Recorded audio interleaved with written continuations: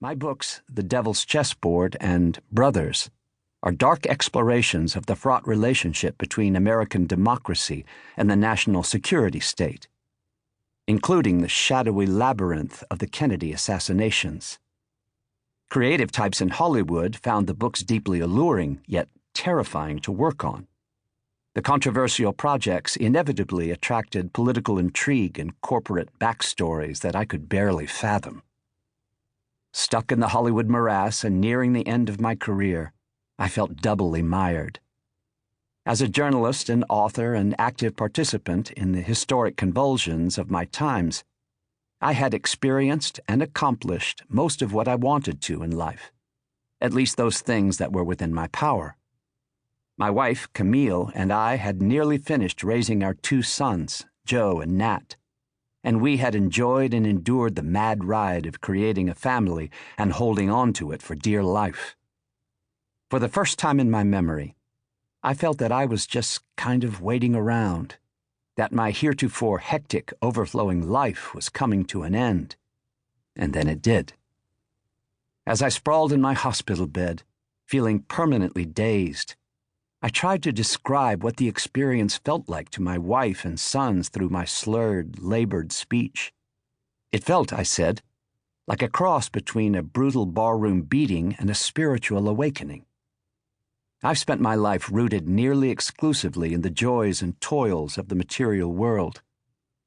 At those times that I have felt transported to a higher realm, it has not been on the wings of angels. Instead, I'd been soaring on love, music, or a heady feeling that I'm part of some grand human movement to change the world. A more enlightened version of my generation's sex, drugs, and rock and roll mantra. But my stroke left me feeling exalted in a way that I'd never felt before.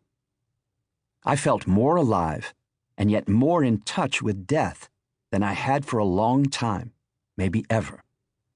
I suppose I felt that I had died, because part of my brain literally had, and I'd come back to life.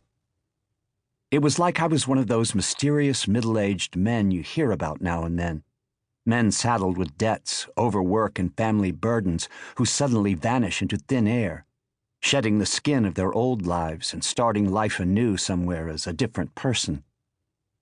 At some point during my extended stay in the hospital, I began to realize that I liked this new me more than the old version. For one thing, he was physically braver.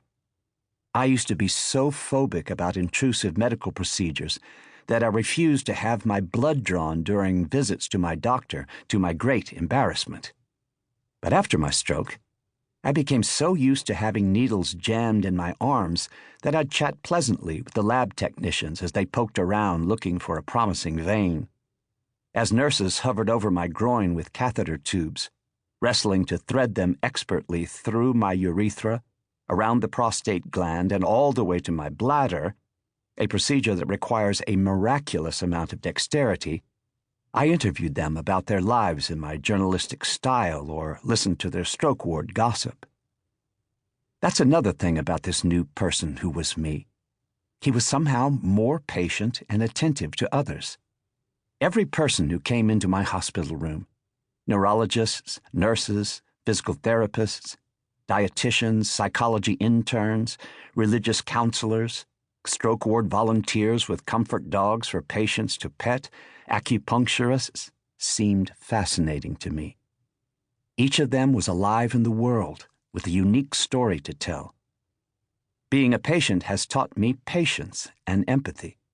And since my patient and outpatient care lasted for many months, I had time to absorb the lessons of my infirmity. Most of all, my stroke reconnected me to my family. My head had been violently shaken free of emotional demons and manic work habits. My life was reduced to its essentials. I was so grateful I could still set eyes on my wife, sons, family, and intimate friends, my circle of love, although it was through blurred vision. Thrown tightly together by urgent need, I soon rediscovered the precious joys of their company. The most comforting moments of my long hospital stay were the overnight vigils that Camille, Joe, or Nat spent on a cot by my bedside.